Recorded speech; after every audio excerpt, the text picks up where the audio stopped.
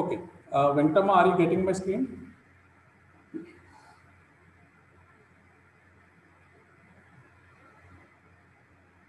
కనిపిస్తుందా?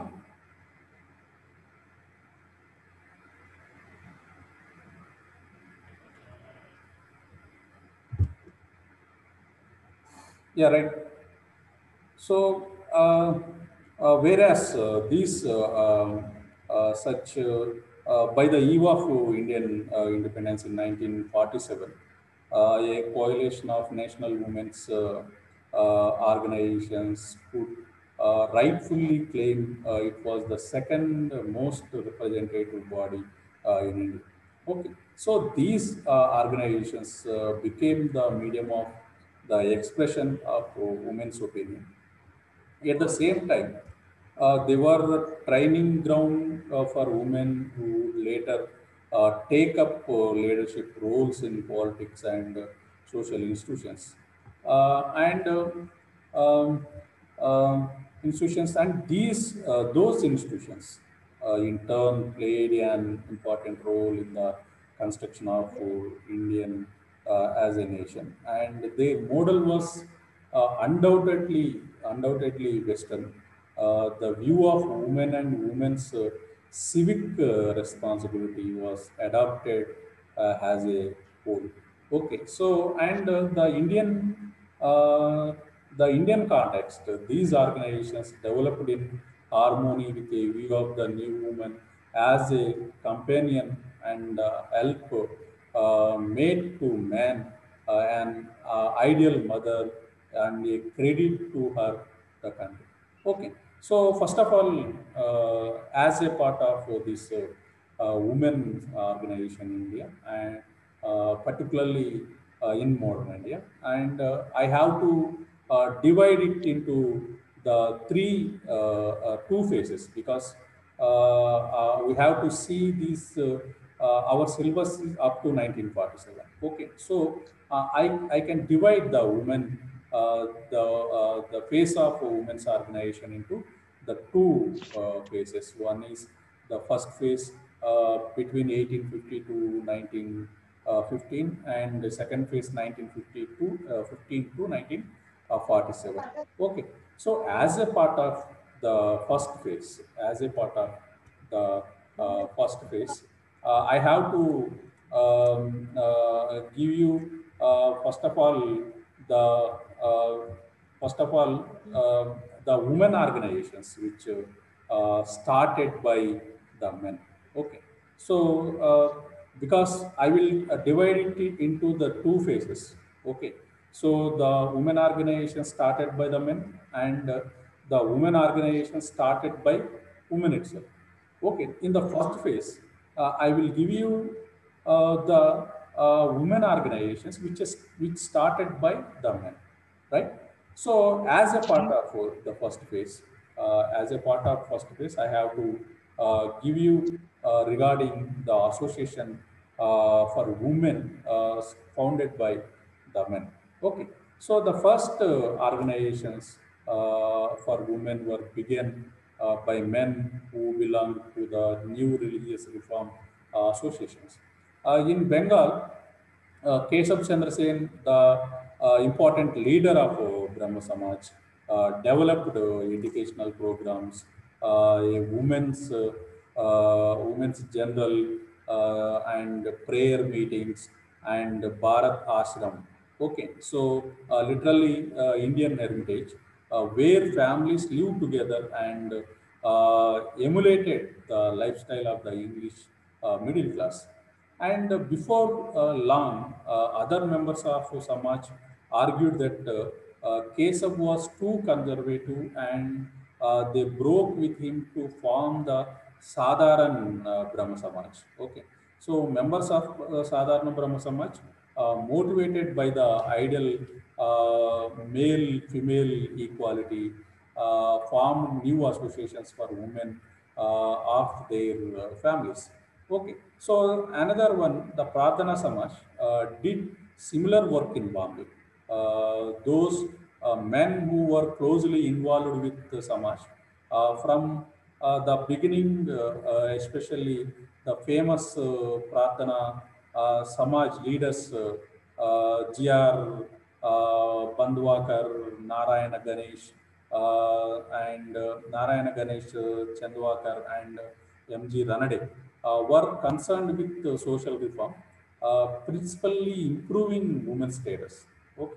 So when Pandita Ramabai Saraswati arrived in Western India in 1882, Justice Ranade and his friends helped her to set up the Arya Mahila Samaj for the general uplift and enlightenment of women. Okay, so where the Ramabai, Justice Ranade's wife, became the backbone of this organization, Arya Mahila Samaj. And Ramabai wanted the Samaj to provide a support network for newly educated women through weekly lectures and at homes where women could meet and become friends. And as these women developed self-confidence, and she predicted they would begin to define the role of educated women. Okay, so the Arya Mahila Samaj imagined the ideal woman as an efficient housewife entering the public world to help during the emergencies as such as floods, famines, and during the calamities. And women also met in the women's auxiliaries of general reform associations. The most notable of these was Bharata Mahila Parishad, Ladies Social Conference of the National Social Conference. Okay, so the National Social Conference was formed at the third meeting of Indian National Congress in 1887 to provide a forum for the discussion of social issues. And the Mahila Parishad was not inaugurated until 1905. So the women who took part in the general meeting of the National Council, the National Social Conference, doubted their male colleagues took women's problems seriously. Okay, so the first meeting of the Bharata Mahila Parishad was held in all packed with over 200 women.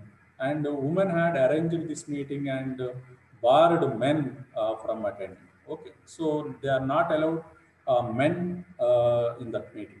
So they began with prayer in Marathi and Gujarati and an opening statement by President Lady Balchandra. Okay, so Ramabai Ranade, newly widowed at that time, was one of the first speaker. Okay, she encouraged women to work side by side with men for the regeneration of the nation. Okay, so they could. She suggested devote their spare time to volunteer work, teaching orphans, inspecting schools for girls, and helping widows find respectable employment like that. Okay, so next, Mrs. Abbas Tabji read a paper on Muslim women's education, followed by lectures on philanthropic and charitable work. And the general discussion focused on number of issues, including medical relief, domestic life, early marriage, and child welfare. Okay. So, and in the subsequent annual meetings, there were usually as many as 300 and sometimes over 700 women present. And the organizers believed it was important for women to meet separately for men, even if the issues and speeches were remarkably similar to those heard in the meetings of National Social Conference. Okay, so the main topics which continue to be the female education and the need to abolish evil social customs such as the child marriage, dowry, and neglect of widows like that. And the discussion of what roles men might play in changing the situation were tentative. Okay, so by and large, the women who attended these meetings believed they first needed to educate themselves about the problems. Okay, so within the Parsi community, the major organization for women's social work is Stree Charosti Mandal. Okay, so Farsi Women's Circle. Okay, so which emerged from the plague relief work done by the family of Mr. Naurozi. Okay, so Naurozi Patak, and deeply touched by the hardship suffered by women, Mr. Patak set up a work class in his home. Um, by 1903, there were over 50 women enrolled, and his family decided to ask other women to join them in forming an organization. Okay, so and forming an organization, and after that, there are other important wealthy Parsi philanthropist Sir Ratan Tata, who also as a part of this program. And equally important, the organization served as a training ground for women who became active in a wide range of activities and organizations in 1920s and 30s. Okay, so as these associations received publicity, they spurred the formation of new organizations for women. Begum Jahanara, Jahanara Shah Nawaz, later a prominent and influential member of national women's organizations, explained that the First Ladies Society she joined was the brain child of her uncle Shadi. Okay, so he had read about a Sikh conference in Lahore where 2,000 women collected enough money to set up a high school for girls. Okay, so and the fearful that Muslim women could fall behind, he ordered the women in his family to meet twice a month to discuss female education and social reform. Social reform. Okay, so they were to write articles on these topics and present them at meetings for discussion, and began social work with poor women in surrounding villages. Okay, so the experience gained from work within the family led the women to initiate a larger organization, and Begum Shah Nawaz's mother, Amirun Nisha, called Mrs. Pankaj Thakur Mian family, became a founder member of Anjuman-e Kawat in Islam, the Muslim Women's Association in Punjab. Okay, so by 1915, women of the Mian family were played a leading role in All India Muslim Women's Conference. Okay, so and while um, while the male inspired and male guided organizations for women did invaluable work in educating women and providing them with their first experience with public work. They also imposed limitations. Okay, so specifically, male reformers regarded the household as the primary focus and fundamental arena of activities of a woman.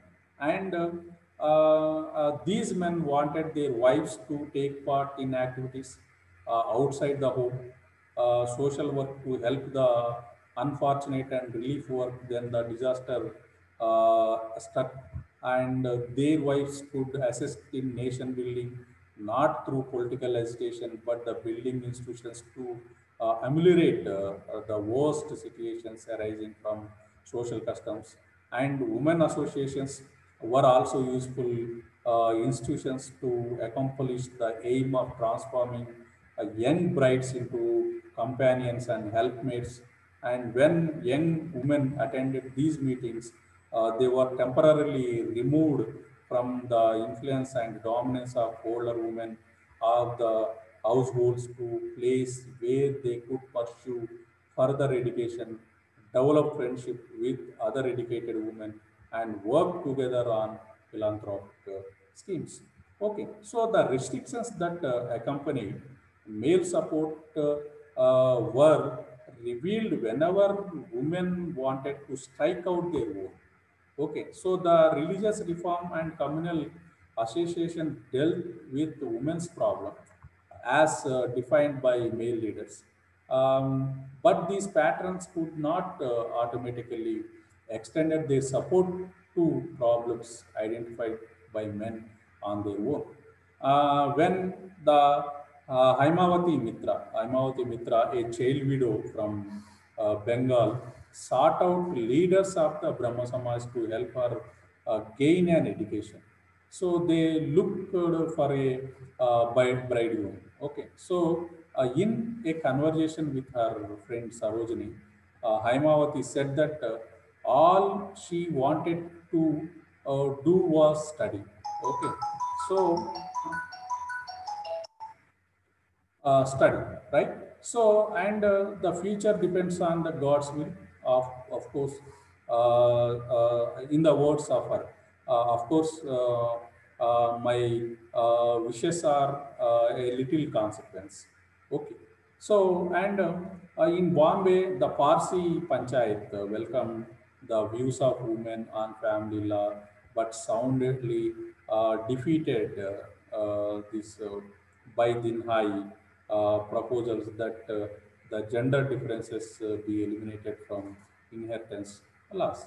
Okay, so and the British support for female education did not extend to issues of autonomy, and the much publicized Rukma Bai case, which is proved that British law could be used to force women to submit to the most of patriarchal customs. Okay, so Rukma Bai married at the age of 11 to Dadaji Bikaji, remained in her father's home after her marriage. She continued to study and passed the matriculation exam. When Dadaji demanded she come to live with him, but she refused. He sued for restitution of conjugal rights, and Ratmabai won, but Dadaji appealed and the court ordered her to live with her husband or go to a prison. Okay, so such case which is at the time the many the customs at that time which is supporting the male. Okay, so even the British also not strongly opposed such customs at that time. Okay, so and this is one of example at that time. Okay, so in that cases also uh, many women who started their started their uh, contribution, started their feeling against such customs. And whenever a male reformer or a male leader starts any organization or any association to emancipate the women. These such women are supported that male reformer, or sometimes they are joined in those in those organizations or association has taken place. Okay, so in that cases, many in such cases, many women were joined these organizations, which is started by various male reformers at that time. Okay, so when you see about those organizations started and played an important role to challenge such social evils, which is only confined to the men, were the foremost and pioneer was the Raja Ram Mohan Rai, and then Ishwar Chandra Vidyasagar, Jyoti Bapule, Phule, those who strongly fought for upliftment of women in the early 19th centuries. Okay, so though Raja Ram Mohan Rai was the first Indian campaign against sati, you are well known, and next the US and British missionaries had cited it from to start the 18th century as an act into barbarism, and British administrator had used it as a reason for ruling India, and many these Christian associations which against this sati, and they strongly condemn this practice of sati, and many organizations, they petitioned in the various courts to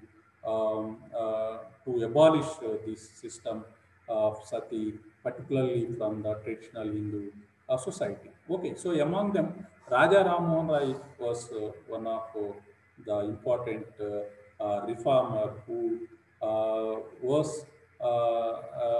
want to abolish this system of sati from the society of from the Hindu traditional society. Okay, so and the contribution of the great contribution of Raja Ram Mohan Rai, the sati was system of sati was abolished, and which is with the help of then the Governor General Lord William Bentinck. A act was passed in 1829. Okay, so and the women's question loomed large in the 19th century. Not a question of what women want, but rather how can they could be modernized. And many of the organizations started reforms specific to women. The first organization that came up during the time were initiated by men to uproot the social evils of sati, what we already discussed. Okay, so and Ishwar Chandra Vidyasagar crusade for the improvement of the condition of widows led to Widows Remarriage Act of 1856, and social reformer M.G. Ranade founded the Widow Remarriage Association and the Deccan Educational Society, which and Kandukur Veereslingam in Madras Presidency founded the Widow Remarriage Association in 1889. Okay, so many women reformers such as Pandita Ramabai, what we discussed earlier in the same class, and Ramabai's contribution is a great in the upliftment of women basically in India. Okay, so with the help of his mother, his husband, her husband, she done a great work towards development of women.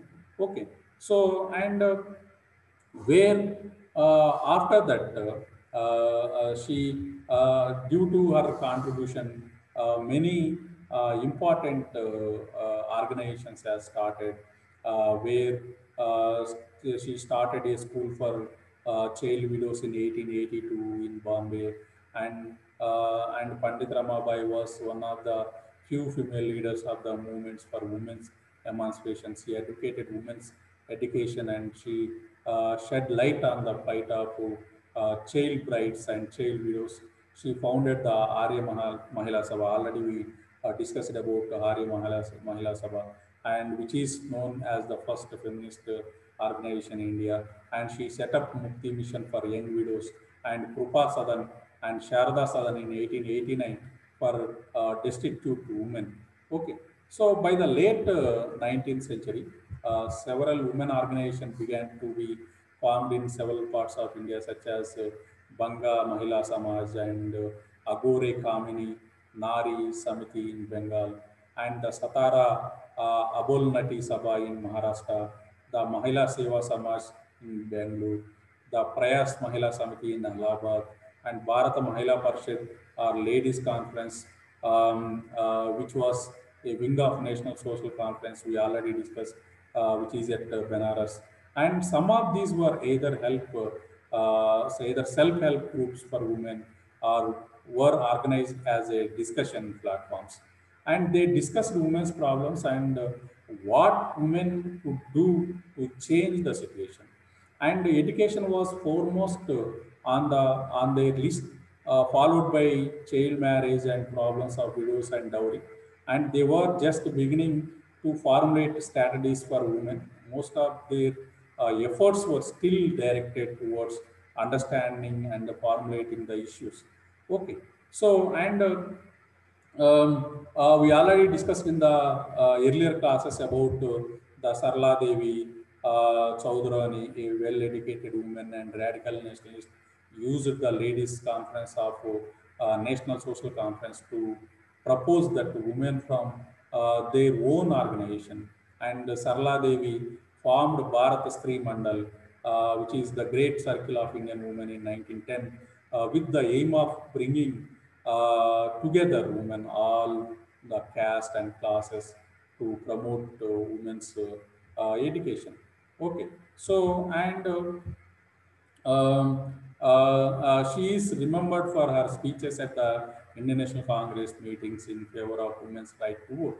And she was involved in not only petitioning the government to give women the right to vote, but also bringing about changes in laws pertaining to the marriage, divorce, and property rights.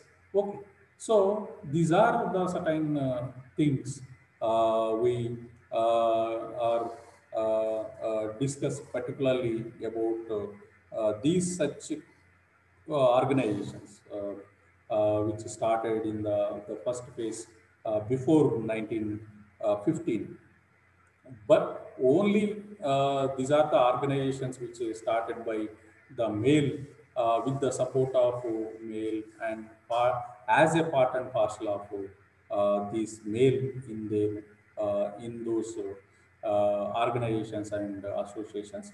And whatever the organization or association started by men or women, or contribution by the contribution of women or men, which only confined to the advancement of the women or upliftment of the women, and to eradicate such social evils only confined to the women as a tradition by the name of religion or as a part of the ritual. Okay, so and this is end of my class today. And tomorrow I'll give you such associations basically developed or established or found by various women as a part of the second phase.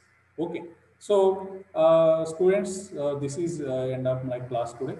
And you have any doubts or clarifications regarding these associations or organizations by the male as a part of first phase. Okay, so this is end of my class. Students, are you listening? Yes, sir. Okay. So, దీనికి సంబంధించి ఏమన్నా doubts గానీ, clarifications ఏమన్నా ఉంటే అడగొచ్చు.